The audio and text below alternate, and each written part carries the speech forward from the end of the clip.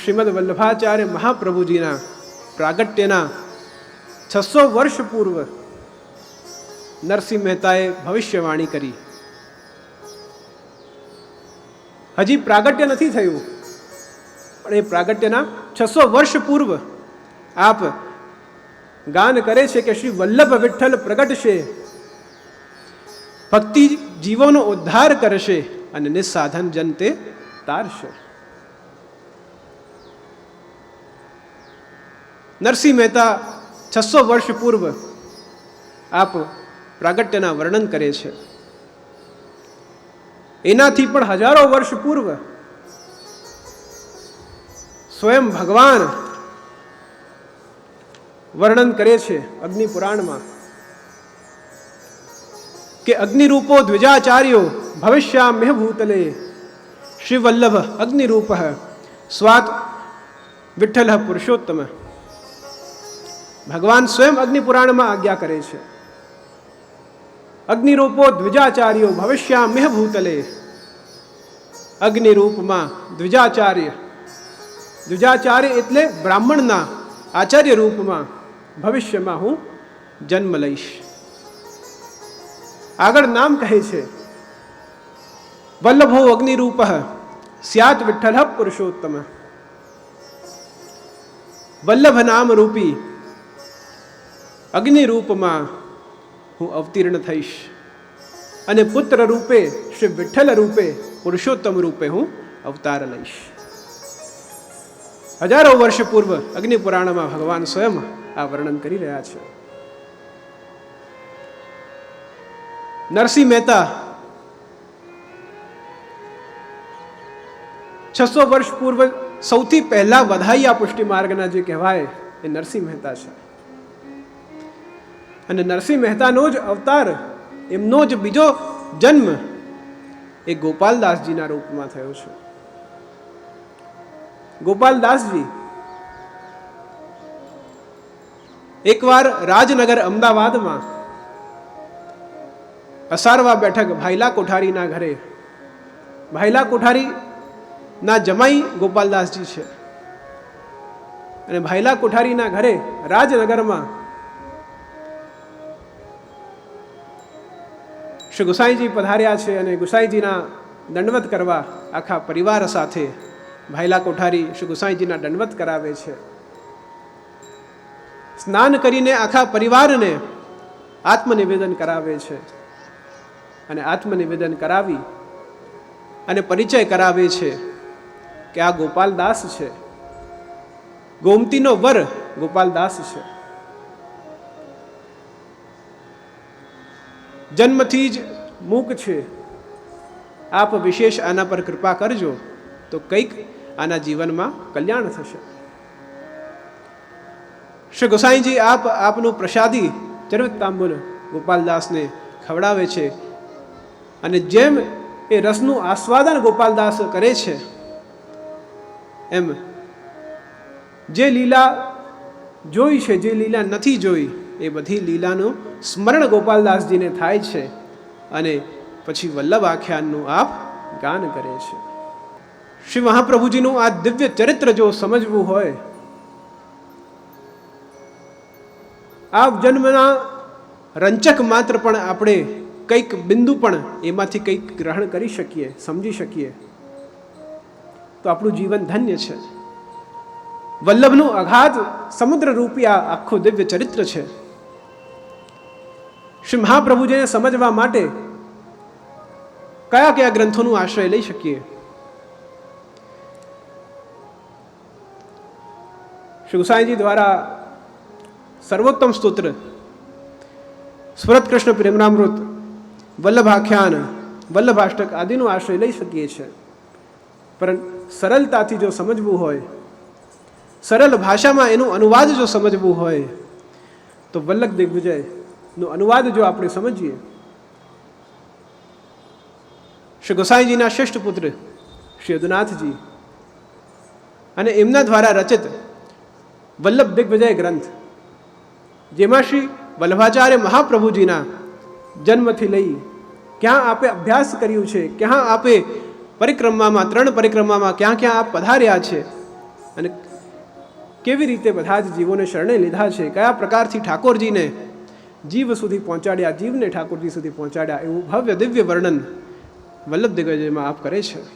એ જ પ્રકારથી વલ્લભ આખ્યાનમાં ગોપાલદાસજી વર્ણન કરે છે અને એ જ પ્રકારથી મૂળ પુરુષમાં શ્રી દ્વારકેશજી આપ વર્ણન કરે છે. આ 3 એવા ગ્રંથો છે કે જેના માધ્યમથી આપણે સરળતાથી, સરળતમ માર્ગથી શ્રી વલ્લભને રંચક માત્ર પણ સમજવાનો પ્રયાસ કરી શકીએ છીએ. વલ્લભ આખ્યાનમાં ગોપાલદાસજી બીજા આખ્યાનમાં ગાન કરે છે. લક્ષ્મણ સુત શ્રી વલ્લભરાયજી સ્મરણ કરતા દ્રુસ્કૃત જાયજી કલિજન તરવા નહીં અવર ઉપાય યજ્ઞ પુરુષ હરિના શ્રુતિ ગુણ ગાય લક્ષ્મણ સુત શ્રી વલ્લભરાયજી.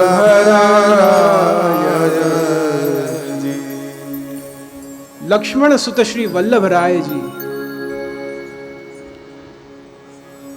અહીંયા આપ વલ્લભરાય કહે છે. વલ્લભરાય એટલે કોણ? તો વલ્લભરાય, રાય એટલે કે રાજા, અને જે આચાર્યોના રાજા છે એ વલ્લભરાય છે. જે આચાર્યોના બધા જ આચાર્યોમાંથી સર્વશ્રેષ્ઠ કોણ? તો એ વલ્લભરાય છે. એ જગતગુરુ શ્રી વલ્લભાચાર્યજી છે. જે પ્રકારથી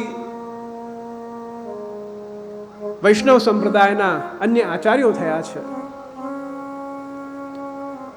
રામાનુજાચાર્ય, નિમ્બાર્કાચાર્યજી, માધવાચાર્યજી આદિ બધા જ આચાર્ય વૈષ્ણવ સંપ્રદાયના મુખ્યતમ 5 આચાર્ય થયા છે.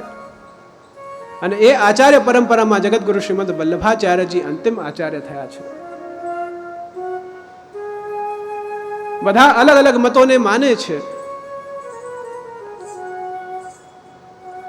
કોઈક અદ્વૈત માર્ગને માને છે, કોઈક વિશિષ્ટાદ્વૈત માર્ગને માને છે, કોઈ કેવલાદ્વૈતને માને છે, કોઈ દ્વૈતાદ્વૈતને માને છે. અને શ્રી મહાપ્રભુજી આપ શુદ્ધાદ્વૈત પુષ્ટિ ભક્તિ માર્ગને માને છે. તો આપ આચાર્યોના રાજા એવા વલ્લભરાય છે. કલયુગી જીવનના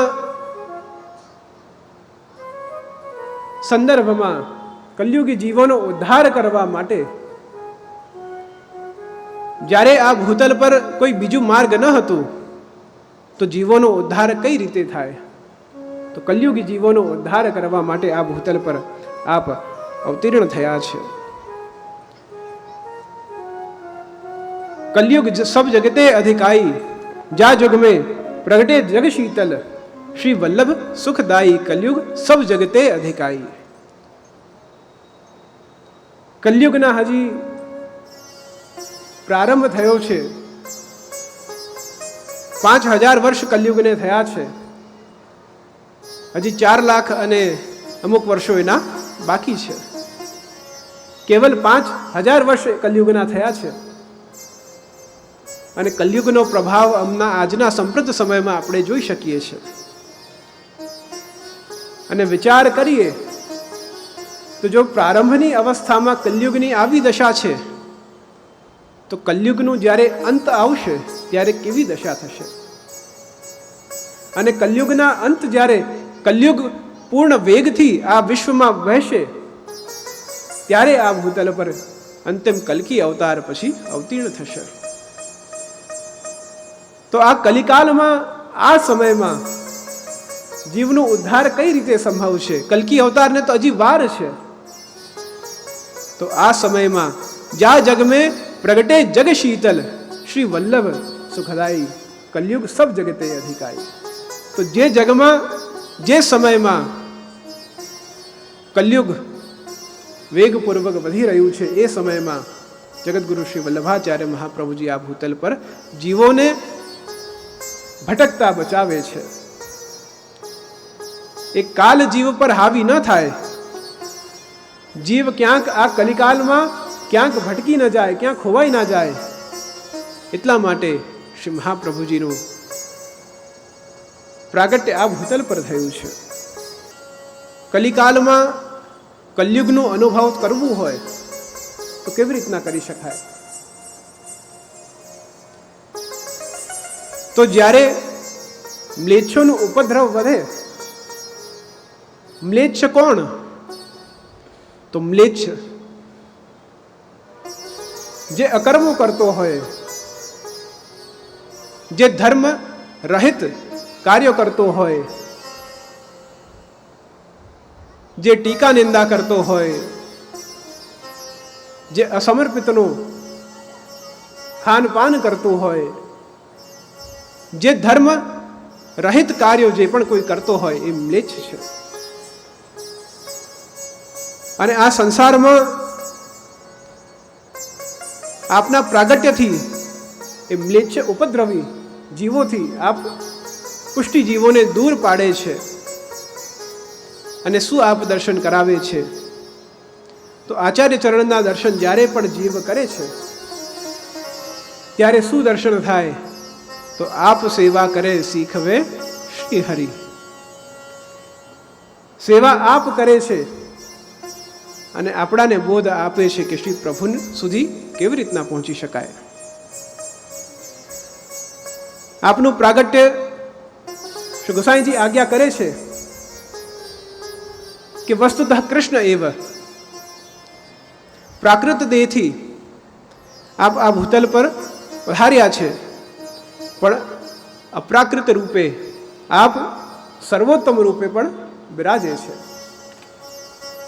જે પ્રવાહી સૃષ્ટિ છે એના માટે પ્રાકૃત દેહ ધારણ કર્યો છે, પણ જે વૈષ્ણવી સૃષ્ટિ છે એના માટે અપ્રાકૃત રૂપે આપ બિરાજે છે. આપને સર્વોત્તમ કેમ કહ્યા? આપ આજ્ઞા કરે છે પ્રાકૃત ધર્માનાશયમ અપ્રાકૃત નિખિલ ધર્મ રૂપમપી. પ્રાકૃત દેહ ધારણ કર્યું છે અને અપ્રાકૃત રૂપે પણ પ્રભુ રૂપે પણ આપ બિરાજે છે. આપને સર્વોત્તમ કહ્યા છે. સર્વોત્તમ કોઈ જીવના ગુણ સારા હોય તો એનું રૂપ સારું ન હોય, કોઈનું રૂપ સારું હોય તો એનું ગુણ સારું ન હોય. એકવાર એક ચિત્રકારે એક ચિત્ર બનાવ્યો. ચિત્ર બનાવી અને એ ચિત્રને રસ્તા પર બહાર એક દુકાનના મૂક્યો અને ઉપર લખ્યું કે આ ચિત્રમાં જેટલા પણ ભૂલો દેખાતી હોય, જેટલી મિસ્ટેક્સ દેખાતી હોય, એ મિસ્ટેક્સને માર્ક કરજો. થોડા સમય પછી આવે છે અને એ ચિત્રને જોવે છે તો આખું ચિત્ર ઉપર નીચે આજુબાજુ બધું ડોટ્સથી ભરાવી ગયું છે. બધાએ જે પણ આવતા જતા જોવે એ બધી મિસ્ટેક કરે કે આ બરાબર નથી, આ બરાબર નથી, આ હજી સારું થઈ શકે છે. આખું ચિત્ર એ મિસ્ટેક્સથી ભરાઈ જાય છે. પછી એ ઉપર વાક્ય બદલી દે છે અને લખે છે કે આ ચિત્રમાં જેટલી પણ મિસ્ટેક્સ બતાવી છે, મિસ્ટેક્સને સુધારીને બતાવો. પહેલા લખે છે કે આ ચિત્રમાં જેટલી મિસ્ટેક છે એ બતાવો, ત્યારે તો બધા માર્ક કરી દે છે કે આટલી આટલી મિસ્ટેક્સ છે. પણ પછી લખે છે કે આમાં જેટલી પણ મિસ્ટેક્સ છે, જેટલી પણ ભૂલો છે, એ ભૂલોને સુધારી દો. ત્યારે એક પણ વ્યક્તિ આગળ આવી ભૂલોને નથી સુધારતો. તો શ્રી વલ્લભનું ચરિત્ર કેવું છે? તો આપનું ચરિત્ર, આપ સર્વોત્તમ છે. સર્વોત્તમ કયા રૂપે? તો જેમ સ્વર્ણની પ્રતિમા હોય અને એ સ્વર્ણની પ્રતિમામાં આંખ પણ હોય, નાક પણ હોય, મુખ પણ હોય, હસ્ત પણ હોય, પણ આંખમાં શું છે, મુખમાં શું છે? તો બધે જ સ્વર્ણ છે. એ જ પ્રકારે આપ દરેક રીતે આપ સર્વોત્તમ છે. આપના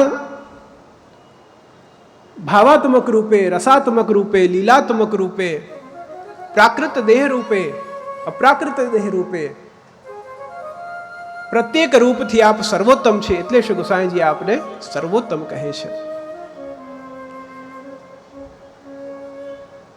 અને સર્વોત્તમ રૂપે જ્યારે આપણાને દર્શન થાય તો ભાઈ અબ गिरधर સો પહેચાન. જીવ પછી શ્રી વલ્લભના સ્વરૂપને જાણવાનું પ્રારંભ કરી શકે છે. હજી સુધી પહેચાન નથી થઈ, પણ શ્રી ગોસાઈજીની કૃપાથી સર્વોત્તમ રૂપે પછી જીવ શ્રી મહાપ્રભુજીના આ દિવ્ય સ્વરૂપને ભાઈ અબ गिरधर સો પહેચાન. અને જ્યારે પહેચાન થાય છે ત્યારે જ્યાં સુધી આંખો બંધ કરીએ છીએ ત્યાં સુધી લાઇટનો અનુભવ નથી થતો, પ્રકાશનો અનુભવ નથી થતો. જે પ્રકારથી એમના પ્રકાશ છે, લાઇટ અહીંયા છે, આંખ બંધ કરીએ તો પ્રકાશ જોઈ ન શકાય, પણ જેમ આંખ ખોલીએ છે એમ પ્રકાશનો અનુભવ કરાવી શકાય છે, થઈ શકે છે. તો એ જ પ્રકારથી જ્યારે જીવ અંધકારમાં, અંધકારરૂપી ભક્તિમાં જ્યારે આગળ વધે છે ત્યારે વલ્લભનું સ્વરૂપ ન સમજી શકે, પણ સર્વોત્તમ રૂપે, પ્રકાશ રૂપે જ્યારે શ્રી ગોસાઈજીની કૃપાથી એ જ્યારે પ્રવેશ કરે છે ત્યારે એ શ્રી વલ્લભનું દિવ્ય ચરિત્ર સમજી શકે છે. અને જે પ્રકારથી શ્રી મહાપ્રભુજી આજ્ઞા કરે છે કે ઠાકોરજીની ભક્તિ કેવી કરવી, વિચારક કહે છે કે ઠાકોરજી ભગવાન બધે જ વ્યાપક છે. કોઈ એવા મતોને માને છે કે ભગવાન જો સર્વત્ર હોય તો કેમ એક સ્થાને જ એમને જોવું? બધે જ જગ્યાએ ઠાકોરજી છે. શ્રી વલ્લભ સાકાર બ્રહ્મવાદને માને છે કે પ્રભુ બધે જ છે, અને જો પ્રભુ સર્વત્ર હોય તો પછી મુરલી વાદન કોણે કર્યું? પ્રભુ સર્વત્ર હોય તો ગૌચારણ કોણે કર્યું? પ્રભુ સર્વત્ર હોય તો માખણ ચોરી કોણે કરી? એટલે કોઈ કરતા છે, કોઈ એક કાર્ય કર્યું છે તો એના કરતા પણ કોઈ હશે. તો ભગવાન સર્વત્ર છે, પણ મૂળભૂત રીતે સાકાર બ્રહ્મવાદ તો સાકાર રૂપે તો આપ બિરાજી જ રહ્યા છે. તો જ્યારે સાકાર રૂપે ભગવાન બિરાજે છે તો એ સાકાર રૂપે જ્યારે ભગવાને આકાર લીધો અને આકાર લઈ જ્યારે આ સંસારનું નિર્માણ કર્યો, તો આ સંસારનું જ્યારે નિર્માણ થયું તો આ સંસારમાં પછી આપણે બહુ જ મોટું ભવન બનાવીએ, ઘર બનાવીએ, 5 બેડરૂમનું 6 બેડરૂમનું મોટું ઘર બનાવીએ અને ઘરમાં રહેનાર કેવલ એક વ્યક્તિ આપણે જ હોઈએ તો આનંદ આવે? આનંદ ન આવે. તો આ આખું મોટું સંસાર ભગવાને બનાવ્યું છે, તો આખા સંસારમાં ભગવાન એકલા ક્રીડા કેવી રીતે કરે, લીલાઓ કેવી રીતે કરે? તો સા એકાકી ન રમતે દ્વિતીયમ ઈચ્છત.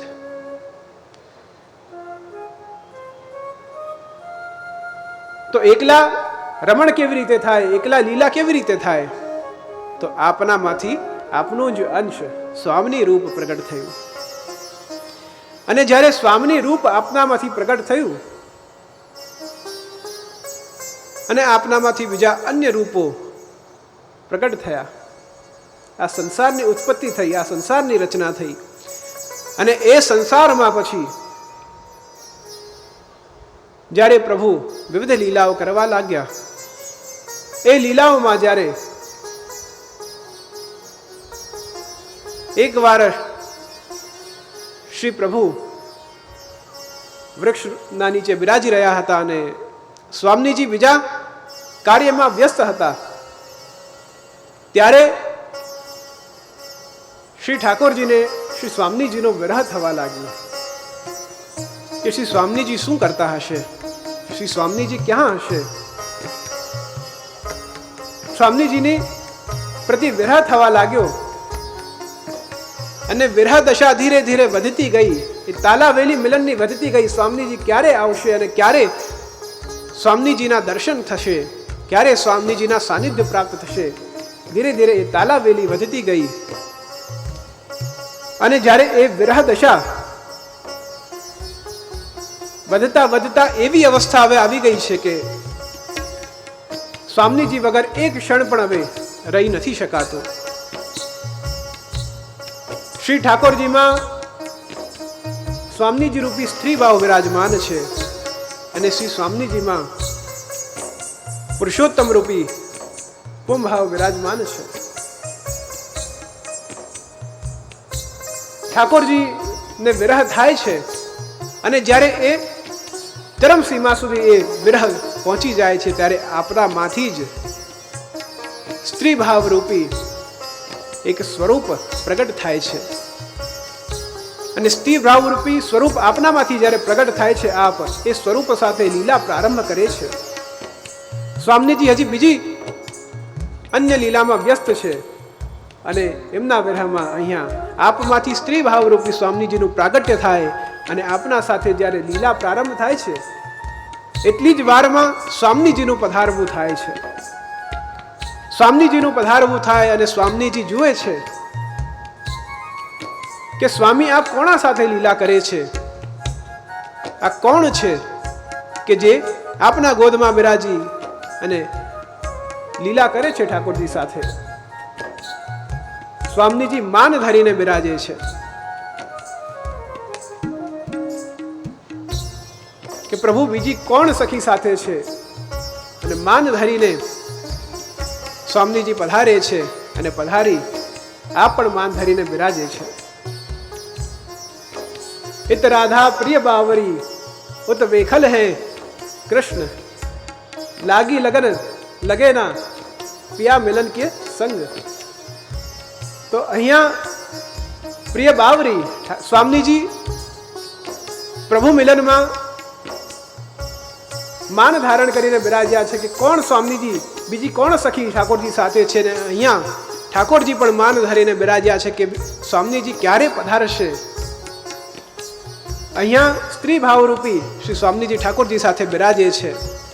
અને જ્યારે સ્વામીજીને પણ હવે એવી અવસ્થા આવી ગઈ કે ઠાકોરજી વગર હવે ક્ષણ માત્ર પણ ન ચાલે એવી વિરહની દશા જ્યારે સ્વામીજીની આવી તો આપનામાંથી પણ પું ભાવરૂપી ઠાકોરજીનું પ્રાગટ્ય થાય છે. ઠાકોરજીનું સ્વરૂપ આપ પાસે પધારે છે. તો બંનેના વિરહાત્મક રૂપથી ઠાકોરજી સાથે સ્વામીજી પધાર્યા અને આ બાજુ વિરહાત્મક રૂપે સ્વામીજી પાસે ઠાકોરજી પધાર્યા છે. અને બંને આ બાજુ ઠાકોરજીનું વિરહાત્મક રૂપ, આ બાજુ સ્વામીજીનું વિરહાત્મક રૂપ, અને બંને રૂપ જ્યારે મિશ્ર થાય છે ત્યારે ત્રીજું સાક્ષી સ્વરૂપ પ્રગટ થાય છે. અને જે સાક્ષી સ્વરૂપ પ્રગટ થાય છે એ સાક્ષી સ્વરૂપ પછી એક રૂપ થાય છે. આ ત્રણેય સ્વરૂપો ઠાકોરજીનું વિરહાત્મક સ્વરૂપ, શ્રી સ્વામીજીનું વિરહાત્મક સ્વરૂપ અને ત્રીજું સાક્ષી સ્વરૂપ, આ ત્રણેય સ્વરૂપો પછી એક રૂપ થાય છે અને એક દિવ્ય વિરહાત્મક સ્વરૂપનું પ્રાગટ્ય થાય છે. એ વિરહાત્મક સ્વરૂપનું પ્રાગટ્ય થાય અને એ વિરહાત્મક સ્વરૂપ શ્રી સ્વામીજી પાસે પધારે છે. સ્વામીજી પાસે પધારી અને સ્વામીજીને વિનંતી કરે છે કે પધારો, ઠાકોરજી ક્યારથી આપની વાટ જોઈ રહ્યા છે. સ્વામીજી કહે છે કે ઠાકોરજી તો બીજી સખીઓ સાથે વ્યસ્ત છે. એ વિરહાત્મક સ્વરૂપ કહે છે કે જેમની આપ વાત કરી રહ્યા છો બીજા કોઈ નહીં પણ આપનું જ સ્વરૂપ, વિરહાત્મક સ્વરૂપ ઠાકોરજી પાસે બિરાજી રહ્યું છે. આપ પધારો, ઠાકોરજી માન ધરીને બિરાજ્યા છે. આપ જલ્દથી જલ્દ પધારો અને ઠાકોરજીનું માન દૂર કરો. અને જેમ સ્વામીજીને ખબર પડે છે કે ઠાકોરજી માન ધારણ કરીને બિરાજ્યા છે અને જે સ્વરૂપને હું બીજો સમજી રહી છું એ મારો જ સ્વરૂપ રૂપે ત્યાં બિરાજી રહ્યું હતું, એ જ ક્ષણે શ્રી સ્વામીજી દોડતા દોડતા શ્રી પ્રભુ પાસે પધારે છે અને મનમાં પ્રભુ મિલનની તાલાવેલી આપના મનમાં થઈ રહી છે. અને એ જ સમયે આપ પંચાક્ષર મંત્ર બોલતા બોલતા પ્રભુ પાસે પધારે છે કે કૃષ્ણ હું તમારી છું, કૃષ્ણ હું તમારી છું. એ પંચાક્ષર મંત્રનું અલૌકિક પ્રાગટ્ય ત્યાં થાય છે. અને જ્યારે સ્વામીજી પ્રભુ પાસે પધારે છે અને પ્રિયા પ્રીતમ જ્યારે એકબીજાને જુએ છે, એકબીજાને મળે છે, ત્યારે આપનું માન, ત્યારે આપનું વિરહ દૂર થાય છે. જે પ્રકારથી શ્રૃંગાર કર્યા હોય, જે પ્રકારથી વસ્ત્ર આભૂષણો ધરીને તૈયાર થયા હોય, પણ આરસી ન જોઈ હોય તો પછી ભોગતા છે પણ દ્રષ્ટા નથી. બધું જ રૂપે તૈયાર થયા છે, સોળે શ્રૃંગાર ધરીને તૈયાર થયા હોઈએ પણ આરસી ન જોઈ હોય તો ભોગતા જરૂર છે પણ દ્રષ્ટા નથી. સ્વામીજી ઠાકોરજીને કહે છે કે જે આ વિરહાત્મક સ્વરૂપ, જે ત્રણ રૂપોથી યુક્ત થઈ, સંયુક્ત થઈ જે સ્વરૂપનું પ્રાગટ્ય થયું છે, એ સ્વરૂપે આપણું વિરહ દૂર કર્યું છે અને પ્રિયા પ્રીતમને મળાવ્યા છે. આ સ્વરૂપ અમને અતિ પ્રિય છે. અને જે સ્વરૂપ અતિ પ્રિય છે ત્યારે શ્રી સ્વામીજી એ સ્વરૂપનું નામ શ્રી વલ્લભ રાખે છે. અને આ પ્રકારથી જગતગુરુ શ્રી વલ્લભાચાર્ય મહાપ્રભુજીનું ગોલોક ધામમાં પ્રાગટ્ય થઈ રહ્યું છે. બોલ શ્રી વલ્લભાધીશ કી જય. શ્રી મહાપ્રભુજીનું, વલ્લભાચાર્યજીનું અલૌકિક પ્રાગટ્ય ગોલોક ધામમાં ત્રિવિધ સ્વરૂપ રૂપે, વિરહાત્મક સ્વરૂપ રૂપે આપનું પ્રાગટ્ય, પ્રભુ પ્રિયાના મિલનના રૂપે, વિરહના રૂપે આપનું આ દિવ્ય પ્રાગટ્ય થયું છે.